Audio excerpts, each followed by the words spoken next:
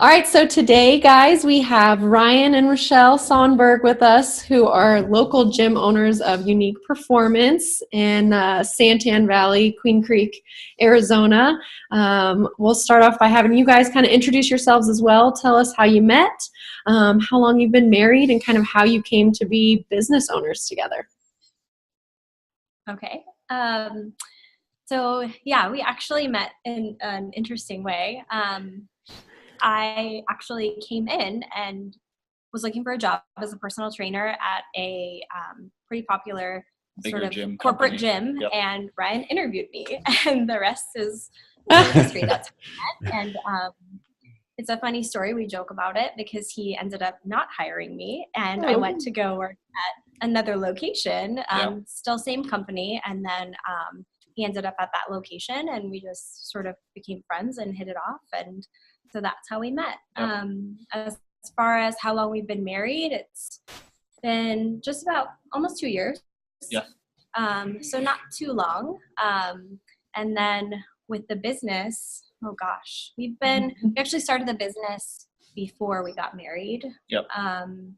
So that's been probably about 3 years now we've been running it. Yeah. So, and then we just got into our facility, our actual facility in Queen Creek, just a little under 2 years ago. So yeah, kind of all happened pretty fast. Very good. Can you give kind of like a little introduction of what your business is? Yeah, when we first started, it's you take that, leap of faith, and it's like, oh, everything's going to work out and all that kind of stuff. And then you add the other element of doing something husband and wife, which adds just another piece of, at home plus work style, which I think a lot of people don't really realize. I know that we didn't realize it as much as we thought it would.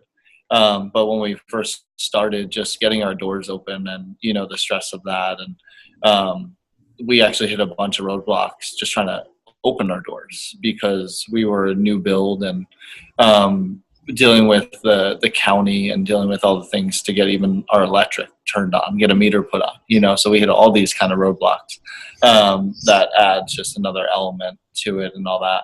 So as we were trying to get the doors open here, we already had clientele starting to build, and we're kind of stressing out and all that. So we wound up turning at our old house, our garage, into a studio. So we matted it, dumbbells, cable machine, squat rack, everything, and literally started training clients out of the garage and put an AC in it, air conditioned it and all that. And then actually started having employees in our garage. Wow. We just had a massive building. It was kind of crazy. Yeah. So that's kind of how this all happened, and it turned into something bigger than we thought it would, faster than what we thought it would too. That's amazing. I think that's exactly the way it should be. Just dive in, you do what you got to do, and next thing you know, you're growing an awesome business. Yeah. Yeah. So then to answer your question too, we do, so we're a personal training studio. So we do one-on-one, we do small group, we do kids athletics, we do online programs as well. So we're not a big gym. It's, what's the square footage? 2,000 square yeah, feet. I was going to say just a little over 2,000. So it's real personable. So that's kind of what we do here. So. Very good. Perfect. So when you guys were starting off, did you talk about the challenges of being married and in business together, or was it something that you just kind of did and then realized later that there were extra challenges? I think we talked about it, and you kind of just brush it off. You know what I mean? Like, it won't be that bad. Like, it is what it is. And then as you start getting into it, you just run into all these crazy things. You know what I mean? You don't realize that it comes home with you every day. You don't realize that you don't just clock out and clock in type thing. Yeah. So what were your overall goals when you guys started this business together? Mine or yours? And then I'll say mine. Yeah. When we started this, where we did it, nothing existed, right? So it's kind of like, let's corner the market. Nothing's there. It's only us. It should work. My goal is I don't want to work past 35. So that's, and he's 30. So. And I'm 30, so I have 5 more years. to do that. You know what I mean? It's like, that's the ultimate goal. Is I just don't want to actually go and work every single day. And yeah, it was to build a brand and make sure everyone's talking about Unique Performance, whether you like us or you don't. I don't really care. And the reason why is because you're talking about it. So you might not like it and you might have something negative to say about it, but the person that you're talking to might actually enjoy it, you know? So as long as you're talking about us, that's all I care about. Yep. Did you have goals as well, Rochelle? Or? Yeah, I mean, honestly, when we were working for a big corporate gym, there were days that Ryan would leave before our son, who's 3 now. So he was like 1.5 at the time before he, like 1-ish, before he would leave before he even woke up and wouldn't get home until he was asleep. So there were days that he didn't see him. And honestly, I think we both just reached a point where we just were tired of working for a bigger company, right? And wanted to just branch out, do our own thing, make our own schedules, be able to sit down as a family every night and eat. So that was kind of a big thing. I just wanted more time as a family. And we're like, well, what do we need to do that? And honestly, I think initially when we started, we wanted to be able to pay the rent. That's it. That was it. That was a big thing. How are we going to get by? Because we did run into a lot of obstacles trying to even get our doors open. So those were just our basic, like, how are we going to get by? How are we going to make this work and still have time as a family at the end of the day? So. And how is that, how are you guys working that to really build that balance with the time between family and the business, and is that working out for more time for you? Yeah, we, no matter, like, I would say 90% of the time, I'm home done out of here by 12, 1 o'clock, no matter what. You know what I mean? So try to be home for dinner no matter what. That's kind of the goal, the ultimate goal, and all that kind of stuff. So I think that works out. But I think we always sit down and kind of, this was the first time I actually made a schedule for myself. It was just recently. Like what I'm going to do, I'm going to train till this, and then I'm going to go do this and do this and do this. Before it was kind of just up in the air, but now like I actually made an actual schedule that is followed. You know what I mean? Mm-hmm. It's helped 100% because, I get to do all the other things that I personally struggle with. Like I'm done here and I have a million other things I can do. But I should go home. So then you put these things off, and they come back to bite you in the butt, Mm-hmm. So that's a really hard thing for me. It's like, well, I'm done. I should go home, but I have 90 other things I always can do. So building that schedule and trying to keep that balance has really helped recently. So how do you guys establish your, you kind of talked about your daily schedule a little bit there, but kind of a little bit bigger picture, because I know you've recently opened up another gym, and how do you kind of look at your calendar and set 30-day, 90-day type goals, 1-year goals, or do you do that at all?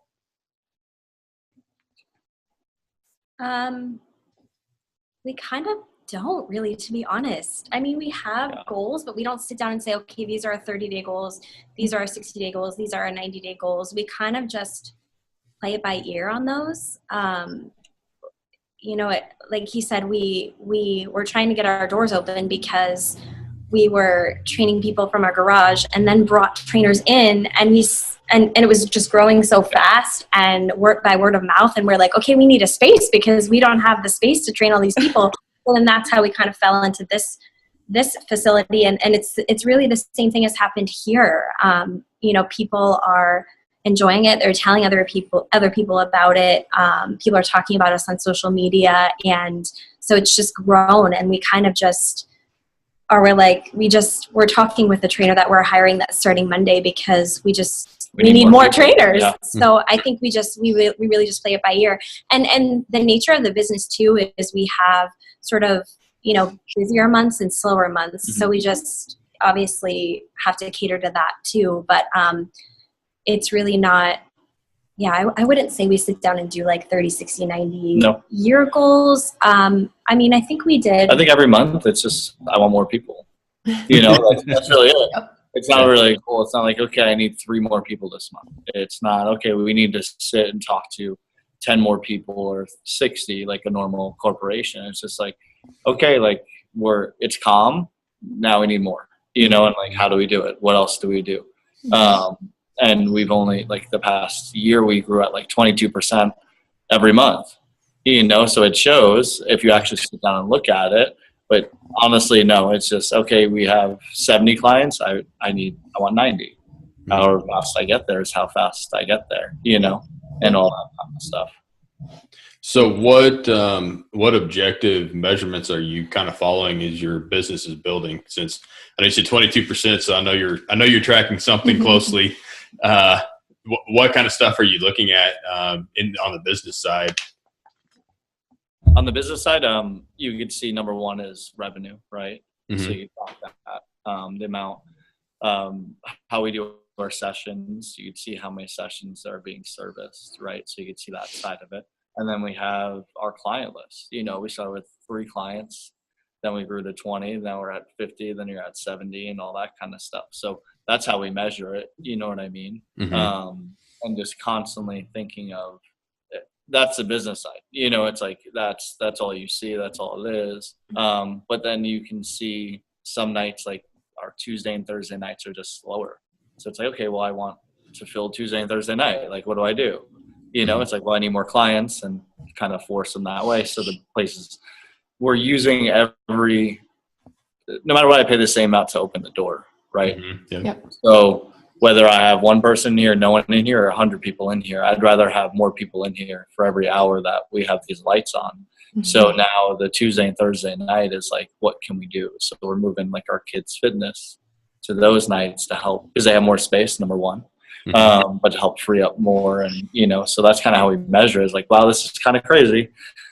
So obviously something's going right and on that end, but the biggest way to measure is the money. Honestly, it's like, okay, like this month we made this, next month we made this. And that's really the easiest way to track those things. Now, how about in your relationship and making sure that your relationship is doing the things that it needs to do as well? How are we measuring that? How are you guys checking in and making sure that relationship is staying strong and the business isn't getting in the way of that? So, one of the things that we do sort of every night, like he talked about, is it's important for us to sit down together as a family. So, we also have 2 kids. We have a 3-year-old and we have a 7-month-old. So, we all sit down as a family together, eat dinner. We've always done this. We go over what was the best part of our day, what was the worst part of our day, and we kind of just check in and say, hey, how's it going? How are you feeling? What happened today? Because even though we work together and we're married, sometimes we're just like 2 ships passing in the night, and it's just like we just need that time to sit down and check in and just be mindful of how was your day, what's going on, like, what do you need help with, how are so that kind of stuff. That's something that we do literally every day. We go around the table. Or sometimes I should be honest, it doesn't always happen at dinner. Sometimes it's a little after, right before bed. And we're like, what was the best part of your day? What was the worst? Let's check in and see how everyone's doing. So that's one of the things that we do to kind of measure, like, how do you measure it, or how do you kind of determine whether or not our relationship is on track? So, and that we're dedicating some time to that on top of the business. So that's one of the things that we do that I think helps. What else? And then every Saturday, like we have a date Saturday and then we have a work Saturday. Oh yeah. Right? Every other Saturday. So every other Saturday. Okay. Today was a work day. You know what I mean? Went to the gym in the morning and then came here right after at like 10 and just did all the other stuff that, didn't get finished on Friday, and I did what I have to do and she does what she has to do. And then we have this. So at 3:00, knowing that we had this, so that, falls into that category. It's like, it's a work day. Yeah. So it comes down to that. So the other Saturdays, it's you shut off and just go out and just do whatever it is, making the time and the effort to take away work and go back to, your personal life and all that. Very good. Well, I have to ask you, have either of you ever been business owners before? No, I had a supplement company and that was about it. Okay. But no, not to this extent at all. Yeah. And even this, we never thought would be this big, this fast, to be honest, which is kind of, That's awesome. That's a good thing. That is a good thing. Yeah. And it's more like we said in the beginning, it's say yes and figure it out. Yeah. You have all these plans and you measure and you this and you that. Like, no, you don't. It doesn't happen, so that's kind of the biggest thing. Yeah, you do the best that you can do for sure. Yeah, Exactly. absolutely. So then what would you say are kind of each of your strengths? What do each of you bring to the table in business and life together? Interesting. So when we first started it, this was under a different name. And we used, actually, Rochelle has a crazy weight loss story.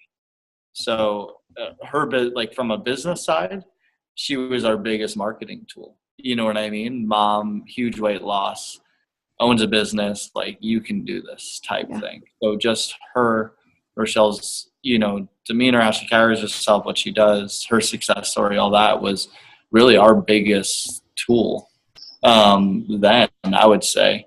And then on the business side, I would say strength-wise, I'm pretty good at separating the business side and the friendship side or the wife side, I would say.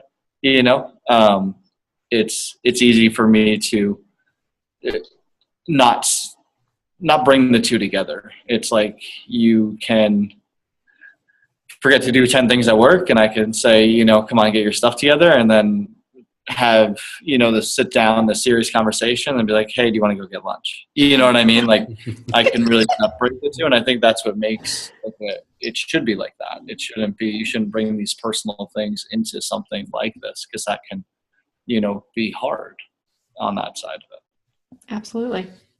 Do you kind of then each of you have different tasks or jobs, like Rochelle, do you handle more of like hiring, firing, or, that's just an example, but as far as in work, like what do each of you kind of do? Or you're set in stone, like I'm better at this, you're better at this?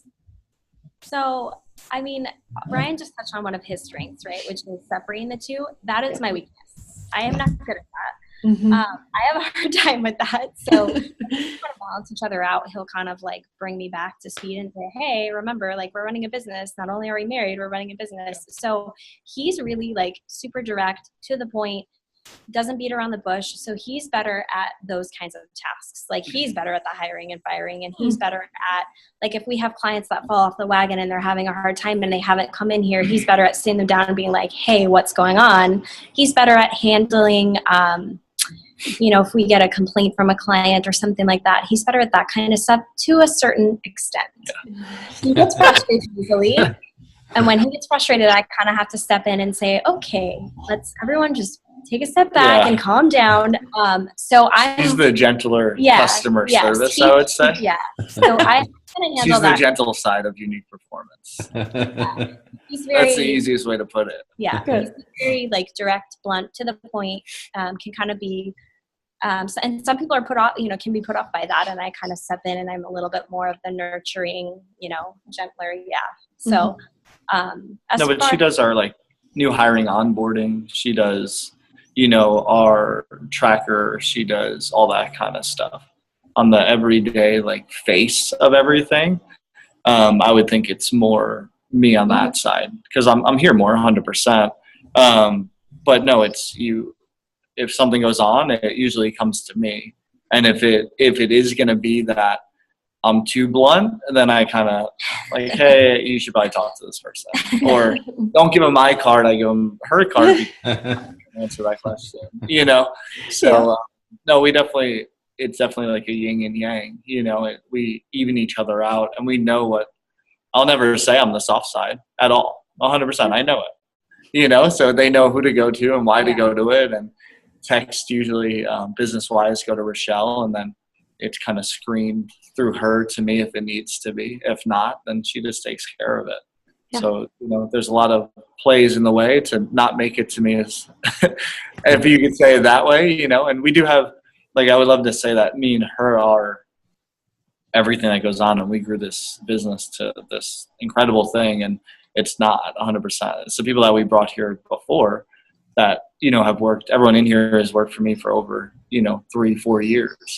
So they've all known, and they all like, speak the same language and all that kind of stuff.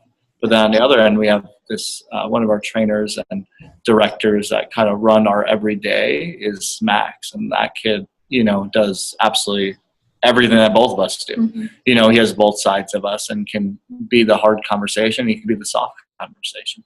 So a lot of those things don't ever even make it to us, which is nice, because he does a lot of our day to day, which is awesome. It gives us the opportunity to leave at 2 o'clock or 12 o'clock and all that. Yeah. That's awesome. So I got to ask which one, because you guys have such a massive social media presence. Who is the brains behind that part? That's me. Do you have to ask? Yeah. You never know. Yeah. We're both sides. We're sunshine and rainbows, and then we hate everybody type. She screens the Facebook. If I post something she doesn't like it, she goes to Facebook. So Okay. it doesn't always make it there.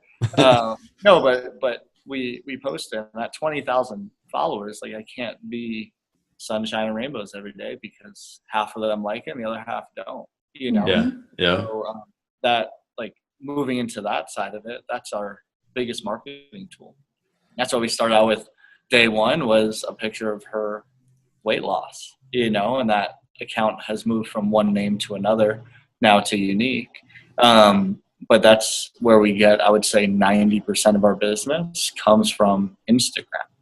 We've never paid for marketing. We've never paid for anything like that. Never paid for ads. It's all that. Wow. Now, was that part of your plan in the beginning? That was the plan from the get-go? That was it. It was 100% that. And, in the beginning, we had Rochelle on social media and her personal one more, really kind of pushing that side of it.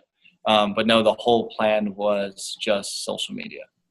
We want to be the biggest name in Phoenix on social media.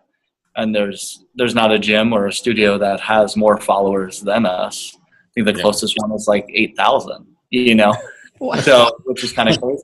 But if you think about it, like, on a business side, like, where you're located or where we're located, you have a 5-mile radius, right? Mm-hmm. Maybe 5. I'll give you 3 if you are willing to drive to you. So with something like that, I can reach 1 billion people, and now I have 20,000 people, and probably half of them aren't even near us. Mm-hmm. And you offer these different things, that they can purchase or use, and that. So we've grown so much more just because of that social media, not even in-house, that we probably can't even track, like, we have the revenue that comes in, but, like, where does it come from? And we just started separating it to know, like, how well our online is doing compared to our in-house and all that kind of stuff. Cool. Very good. Go ahead. Oh, well, I was going to. I kind of messed up the flow there, man. No, dang That's it. right. All right. I was going to kind of ask, okay, so then you talk about how each of you are at work. What about at home? You have kiddos, so that's another job all in itself. How do you kind of not assign tasks, but you know what I mean? Like, hey, are you both pretty flexible? Like, one needs a diaper change, the other one needs a bath, or mom go cook dinner, or dad go cook dinner. Like, how do you make that work at home?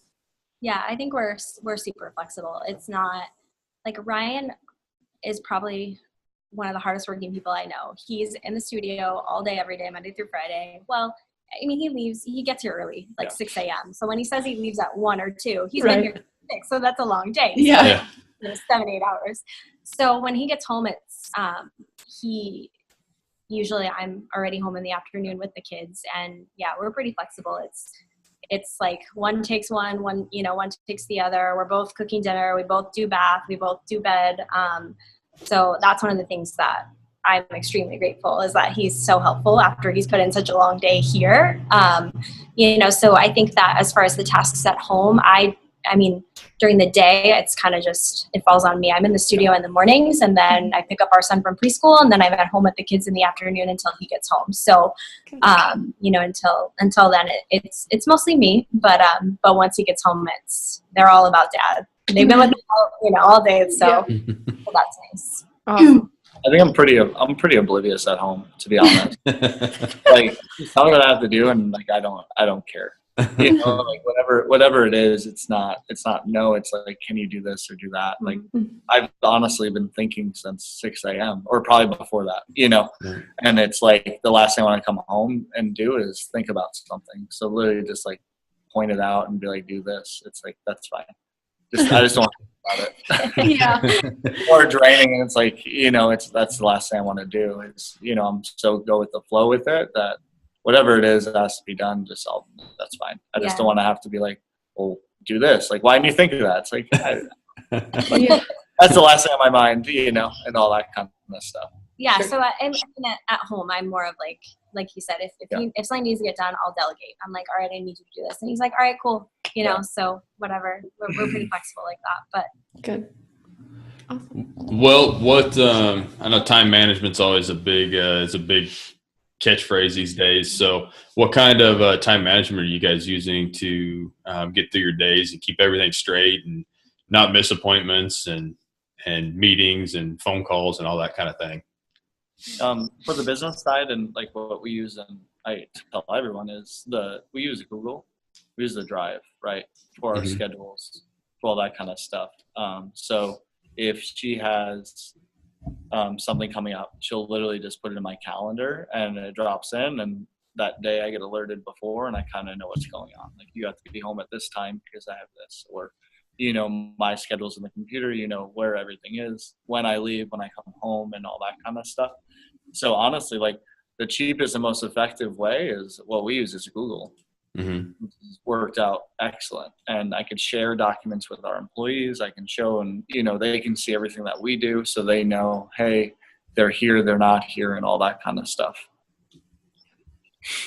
And how do you I know it sounds like you kind of just each day you work in the business until 1-ish and then you go home. Is there kind of any more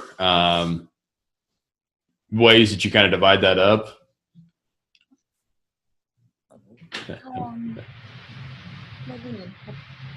Yeah. I feel like that's kind of a question that's already been asked or not really asked, but answered before it was asked. So, no, like I said, our day to day is pretty like routine. Yeah. You know what I mean? Like, it can't. Number one, it can't be wild because everything then goes to shit. Yeah. Absolutely. You know what I mean? Like, if you try to wing it and all that kind of stuff. So no, like, we take appointments till this time at this, you know what I mean? And now it's set up that at the end of the day at 12:30, like, I'm done with clients because I have other stuff I have to do, and I do those things. Then do things come up like, oh yeah, you got to come home because of this or that? Like, yeah, I can, but only past a certain time, and that kind of stuff. So on the time management, like, if our kids go down at 7 for bed, they go down at 7 for bed. Like, it has to be that kind of strict schedule to make all this move and work how it's supposed to, and that's really at business or at home. Dinner is 5:15 every night, and that's just what it is. So on that side, like, we're pretty routine. Yeah. So did you have to learn that about scheduling clients, or when you started off, did you schedule as many clients as you could whenever you could fit them in, or have you always been really strict on your schedule? No, it's in the beginning, you can't be, you know what I mean? Yeah. Like, when we first started, it was like, we had a client at, what time was it? Oh my gosh, it was like 4 a.m. in the morning. And yeah. I mean, the nice thing was at least we could roll out of bed and like literally go train her. And it was like rock, paper, scissors every morning. And then it was until like 8 or 9 o'clock at night. Like, it was just, we just had to take people as we could just open that up. So, and a lot of times, like, what we do is people have a schedule. They come from work, they come this, and they're like, oh, I only can do these days at these times. And we kind of stick by that right in the beginning. But the Mhm. goal is to, say yes, like 100% you can do those. And then as a week goes on, 2 weeks goes on, it's their schedule seems to open, which is kind of weird. They were so strict about it. Yeah. I only do this, and this, but then schedule changes for them. Mhm. That's what they like, but then they realize they don't like that time, and they're offered these other things. So yeah, when you come in, even now, we 100% we still wing it. Like it's scheduled for you to come in and meet with us. Yeah, that's an appointment. But if Mhm. you say you got to do this time at this day, absolutely 100%, because we're risking losing that client because we don't have that specific 4:15 time, whatever it is. Yeah. We say yes, and service and do everything we do, and then usually a week later it's kind of like, oh, I could do this and that, and then we can maneuver and play and try to finagle into these little empty spots that we have for our trainers and stuff like that. But no, my schedule is set pretty much in stone. Yeah. It doesn't change or move. My clients don't change or move. They show up the same day, same time across the board, and so does hers. It's Wednesday at 10, and this person shows up no matter what. Yeah. For our trainers, keeping them on that Google and that spreadsheet that's constantly updated. Like they're every 45 minutes, and so they have to be on top of it and changes. And if you mess up your schedule, like the new client takes over that person's spot because you moved or changed. Like I'm not going to give that new person a bad experience because you didn't keep up on your schedule. Mm-hmm. So then the whole person kind of gets a little bump, but they've been with us long enough and they usually understand. And we figure it out after a week. But no, we really try to get people in the minute they say they want to come in, at what time they want to come in at, which does sometimes, roll into our personal life at night. It's like you have a message too. It's like, hey, I'm trying to come in. Can I come in tomorrow at this? And then all of a sudden, we're on our phones and plugging and playing and calling and texting, and it's like then the whole night's gone. Yeah. The worst one we've had so far, I think, was Saturday night at 9 p.m. Yeah. Oh, we were working an event right around the corner from the office, and it was a patient that.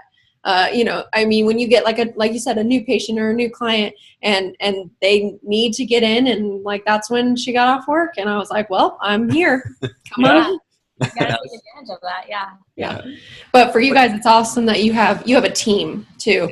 So that helps you guys be more flexible, or that helps you be more on set to a schedule, but your overall gym be flexible. I think you have to take that pay cut to make it easier. Yeah. Like you let go of money because you have to pay someone else to do the service. Yeah. But also we get to leave at noon. You know what I mean? So that's kind of the base thing. But it wasn't always like that at all. It was all day, every day, no matter what. And sometimes it's hard to let go of that control. You know what I mean? Like we're not here really at night. So what goes on at night, you're putting your brand, and for us and even for you guys, like the key to your second home. Yes. You know what I mean? Like that's a lot. Yeah. Something happens, like we're in trouble, you're in trouble, so it's, bringing those right people in that can do what you do. Sure. Well, can you guys give us maybe an example of, I know our questions say if you've had a crisis at home and how that affected work, or vice versa, whether it's a crisis, whether it's a baby being born or somebody sick, or, how do you kind of handle those situations? Yeah. I think for us, one of the biggest things that we had was our daughter was born as we were trying to get this up and running and people in place that we trust. So like I said, she's almost 8 months. So we were, we had our doors open for about a year, but we were still trying to grow it. And so that meant us being out for, I was C-section. So I was out for 6 weeks. He was out for about 4 weeks. So, and that was hard. That was really hard for us, but we prepared for it. We knew obviously she was coming, for some time. And so we put people in place that we could trust that could handle the operations while we were gone. And then if something came up, we were just a text or a phone call away. And I mean, Ryan wasn't out for 4 weeks. He kind of stopped in and checked in and things like that. But I think that was probably the biggest thing that we had to deal with so far. It ran pretty smooth. Yeah, it did. It actually, I think we were nervous about not being here, but I don't think I was missed, actually. I think, to be honest, everything went great. So, but we planned for it, we put someone in place that we trusted, and so. And that's the biggest thing. Like, even we had a trainer that just had a death in the family, and that's out of nowhere. You don't know what's going on. So we have the tools here that it just ran smooth for 4 days while he was gone. Like, his clients didn't see him, but they never missed. They still showed up at their exact same time and just went about the week, So really having those tools and like replicating yourself and these other people to make sure that everything else runs the way it should. On the outside of it, like on the inside, we're scrambling. We don't know what to do. It's like, oh God. But when you come in, it's like it looks and moves the same way. They didn't know the 40 texts that went out and all that kind of stuff on the plan for it. Yeah. But that's the biggest thing. Like, it still should move and seem kind of flawless no matter what, whether I'm here or not here or this or that. That's really what we kind of stand behind. Even if we're not in the best of moods, walk through that door and just do what you do and make sure that it still stays and runs the way it should. Absolutely. Well, you guys, you definitely you're very good about like answering a jumble of questions. This is awesome. Well, we're gonna have to stop sending the questions out ahead of time. Surprise you. Do you have? I really didn't listen to them though. I have to be honest. That's all right. And I think I had like one word answers. And I said, you can't. The interview's going to be like 10 minutes. Hey, whatever works. Well, do you have maybe tips for how you have prepared yourself to handle things at home or in your personal life then? To make sure it doesn't affect business? I think we just, like, at the end of the day, like, it just comes down to communicating with each other. Like, that's it. No matter what, no matter if good or bad. Yeah, good or bad. If the other person wants to hear it or they don't, like, we just at the end of the day have to check in and talk about whatever it is that's happened, whatever's going on, how we're feeling, I mean, that's our biggest thing is we know at the end of the day, if anything happens at work that stresses us out and maybe it spills over into our personal life and into our marriage, we just got to sit down and hash it out and talk about it. And it does, like, it happens, what I mean? Like, and she said from even before we were dating or married that she doesn't like work Ryan. I don't like work Ryan sometimes. She hates it. It still comes up. Well, he didn't hire her. He didn't hire her. Somehow she got the job. So even, get home sometimes and it's like, did you do this? Did you do this? Did you do that? And she's like, no, like, we're home, like this and that. The work separating, like, she sometimes has that personal side to it. For me, I'm like, okay, well, it has to be done. It has to get done. And then sit down for dinner and it's like, what's your high and low? And it's like, she's still on the personal side. Like, no, like, you can't say those things and then go transition right to this. And I don't see that. You know what I mean? I see, okay, this is what had to get done, this, and then I'm done with it. Like, okay, like, let's go do whatever we have to do, So it's hard. It is hard. No, his brain never shuts off. Like, I can be at work and be, yes, I got this accomplished. We saw this many patients today. It was amazing. I got all my notes done. Let's go home. Now I'm going to cook dinner and drink wine, and we're not going to talk about work. Not him. Yeah. All the time. His brain is going all the time. Yeah. We're always thinking about things, like I said, no matter what, she can leave after we're done with this, and I could sit here probably for 5 days straight and continue to work. You always feel like you can improve or change or come up with different strategies and this and that, So our brain, is wired to continue and grow and change and do all that, and we're very logical. You know, if you go to the psychological side of all of it, like men are logical, women are emotional, you know? So it's like, for me, like logically, like that's what I have to do. And if I don't get all my stuff done, like I won't sleep. I'll wake up at, 11 p.m. and be like, okay, I'm going to work, So I never turn off. I try to, and I'm like, yeah, doing this, but I'm always thinking about something, about this or that.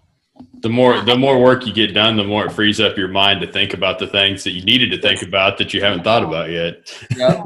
And then some other idea comes up, and you're like, oh, and then you start thinking about that or changing this. Yeah. On that note too, like for me personally, in order for work not to sort of spill over and take over our family and home life, for me, every day I have a checklist. I'm like, all right, this is what I need to get done today. Once I'm done with it, like you, I'm done with it. I can leave it alone. He's a little bit different, obviously, but so I've implemented that for myself. That's one of the tools that I use. I have to have a list, and when I check it off, I get that sense of accomplishment. I'm like, check, I did it, awesome, sweet. Yep. And so that's one of the things that I do. And then we've sat down and we have had those difficult conversations, and I have gone to him and I've said like, hey, there's not enough time for us. Like, we need to figure out what to do. We need to rework our home life because this isn't working what we're doing. It's work all the time. I mean, that has happened. We have had those conversations. And so there are little things that we implement. Like, we put our phones in our bedroom after dinner. They're not out. We don't have them. We do bath time. We do dinner time. We do playtime. We do bath time. We do bedtime with the kids. And then before we go in and get ready for bed, we check our phones. We check in and say, okay, let's answer any texts or questions from trainers, employees, clients, anything like that. And then we put them away. So we've had to implement things like that just to help, because I mean, it's a hard to do when, you work together and you're married. So absolutely. So that's one of our tips is like, for me, I do a checklist, and then what we do too is it's personal training, you know what I mean? But we move and change and weight loss and all that, but really on top of it, like, you're a therapist, right? We know more about yes. Yeah. You know more about your husband and wife relationship than probably your other spouse, you know what I mean? Like, than the other one does. Yep. So we get texts, like my phone does not ever stop, and it's just questions. What about this? Can I try this? Can I do that? So those things will last forever if you keep responding to them, So that's a hard part too, is like, what is that cutoff point? Like, do you answer all the questions? Because they're paying for a service. Are they getting it? And all that. Yeah. Yep.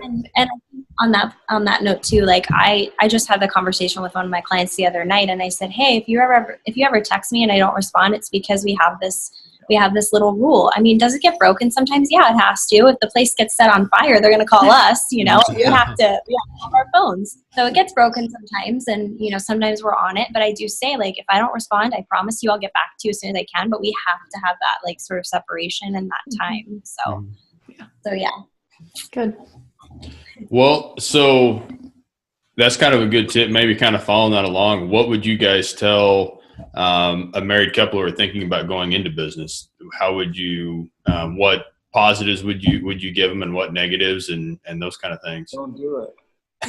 No. That's what everyone says, though, right? They're like, you work together, you're married, you're crazy. That's what we always say.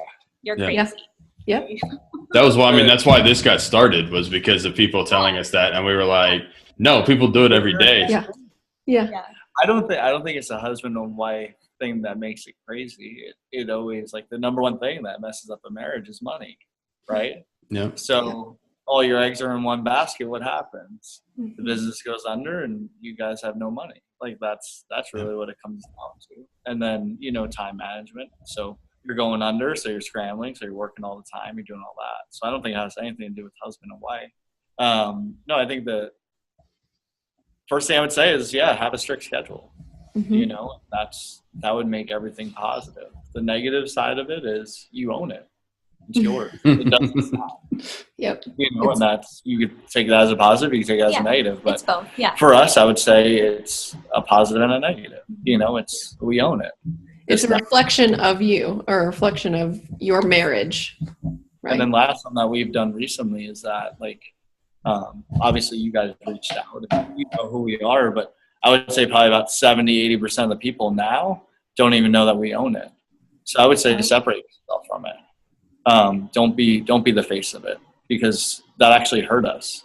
Yeah. You know, people are seeking you and your specific service because of the name and this and that. You know what I mean? So just recently, I'd say probably right around when about 8 months, 6 to 8 months, that we have nothing to do with it anymore. You know, Unique is just the brand. You come in, whether you work with me, Rochelle, Max, Jordan, whoever it is, Alex, doesn't really matter.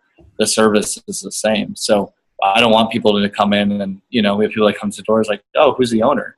I point to Max all the time because I don't want to talk to him. You know, like whoever's the closest, like, you're the owner, because that shouldn't matter. You know what I mean? You should be able to sit down and talk about it, because at some point, even if I worked all day, every day, my schedule is going to be full. So what do I do? I'm going to lose people because they can't work with me or they can't work with Rochelle. You know, so the biggest negative that we did in the beginning was we had one face of a brand. The positive that you can do is separate it. Don't have anything to do with it. Just be an owner or be non-existent. You know, you don't know who owns, you know, Jenny and Craig. Hopefully it's someone named Jenny. but you don't go in to work with that person, you know, and all that kind of stuff. So that would probably be the biggest thing I would say to anybody, whether it's a bar or a restaurant, a gym, whatever it is. Never be the owner. Like, you don't know who it is. It should be the same product no matter what. And the brand should be what it is, you know, and all that kind of stuff. Yep. Well, I know you start your days pretty early. Do you have a routine in the mornings that you go through? I do. He doesn't. Roll out of the bed, go straight to work, like hair's all up. Yeah, I got like 15 minutes. I wake up and I just walk out the door. I'm not like that. I absolutely can't do that. It's just not in me. So we start our day pretty early. I'm up at 5, even though if I come to train clients at the studio, it's not until 7:45. But just because we have kids, they wake up early. So I 100% need that quiet time in the morning before the chaos of the day begins with work and with our family, with our 2 little kids. So yeah, I do. I wake up, I have my coffee in quiet and peace, and I usually listen to like a podcast, like while I'm drinking my coffee, like usually, something that's like motivating for me so I can think about throughout the day. And that's pretty much it. That's my morning routine. He doesn't have one at all. So I wake up early and, you know, I have a cancel. Like I try to help get the kids up and do all that. But usually, no, I usually wake up, put on my clothes, put on my hat, grab food, and just walk out the door. Yeah. You know, I can't say I have anything to do with the morning routine with the kids and all that. And but if I do wake up early, or like I don't have to go in at a certain time, no, I do. I try to get them, you know, try to ease off a little bit of her, so it's just a little bit easier. But she's definitely more strict than I am, you know. But no, I wake up and it's work. Yeah. It's on the phone, it's checking your email, it's on social media, it's answering all the questions, the love and the hates that we get every day, and just do that, you know. Yeah. But I kind of just wing it. That's a theme for you. I like it. Yeah, it is. It honestly is. But it works. It works for him because I'm not like that at all. I'm a planner to the T. So yeah. I think if you wing it long enough, that becomes its own strategy, doesn't it? I agree. But hey, you know what? Only thing I don't wing the business. You know, we try a lot of things and all that at home. I'm all about it. Like, let's try something. Like, I just go with it. Who cares? Well, what is you guys' favorite date? Favorite, whether it's a day thing, a weekend thing, a night thing, what's your guys' favorite thing to do together? What, with the kids or without the kids? Both. What, you have one for each. Anything without the kids. Whatever that is, I don't really care as long as it's quiet. No, we do. What's our favorite thing to do? So, I mean, we're pretty easy, honestly. Like, we don't have, like, today, we're excited to go grocery shopping without our children after we're done talking to you guys. Yeah. When you have 2 kids under 3, like, everything is an ordeal. Like, literally. Driving to the gym. This morning, we're driving home from the gym. Our baby's screaming in the back seat, and then our son drops his water, and he is, like, hysterically bawling like it's the end of the world. Yep. And I look at Ryan, I'm like, you gotta just laugh at it at the end of the day. Because, like, the kid dropped his water and the world is over. But it's work Saturday, so I got to high five and get out of the he car. got to high five and leave, and I got to come right into the video. I'm like, okay, like, see you later. But so yeah, like we get along pretty well. I think like we make each other laugh. We're pretty easygoing. Like silly people. We love to people watch. Like we'll go and just have dinner and people watch. We'll walk around like the Santan Mall in Gilbert. I think is one of our places to go just to be outside. Like, Kona have some Grill. dinner. Like we go to Kona Grill a lot just because you can sit outside and right in that corner of that craziness and just watch people. Yeah, and sometimes honestly, like if we hang out together, we're not like we just sit sometimes and people watch. Like we're not necessarily always interacting with each other because we like this guy talks all day long to clients, to prospective clients. I mean, he's just talking nonstop. And it took me a while to realize that sometimes he just needs some quiet. And like we're okay with that. We're okay with just hanging out. And so we're pretty easy in that regard. Obviously, a big part of our life too is fitness. So we try to work out together as often as we can, and we don't do it at the studio. We go to a different in our business. We go to a different gym just to get out. So that's one of the things that we like doing together too. I think as a family, like Santan Mall. Yeah, we go to we like the Santan Mall a lot. We go there a lot just because our son can play and it's like family friendly and. Just to walk around and it's outside. Like right now it's nice. Yeah. It's like just be outside as long as we can until a month from now when it's 120. Yes, right. I'll be outside, But no, it's like you said, it's kind of just get home and what can we do? Our 3-year-old is very active. Yeah.